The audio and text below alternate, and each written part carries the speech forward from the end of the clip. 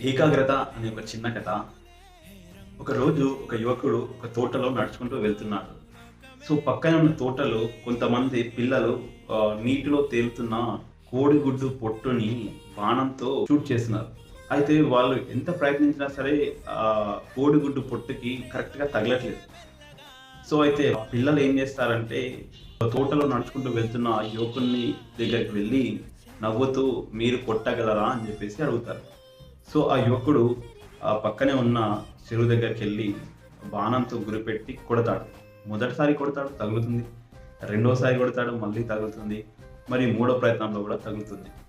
So, అప్పుడు పిల్లలందరూ shock అయిపోతారు. మేము ఇంత సేపటి నుంచి ప్రయత్నిస్తున్నాం. మా వల్ల కాలేదు. మీ వల్ల ఎలా అయింది అని చెప్పేసి. సో, ఆ యువకుడు ఏమంటాడంటే, "నేను బాణాన్ని ప్రాక్టీస్ ఎప్పుడు చేయలేదు. బట్ నేను ప్రాక్టీస్ చేసిందల్లా ఒకటే. అది ఏకాగ్రత. మనం ఏ పనినైతే ఏకాగ్రతతో చేస్తామో, ఆ పని తప్పకుండా ఫలితం ఇస్తుంది." So, moral of the story ఏంటంటే, మనం ఏం చేసినా సరే ఏకాగ్రతతో చేయాలి.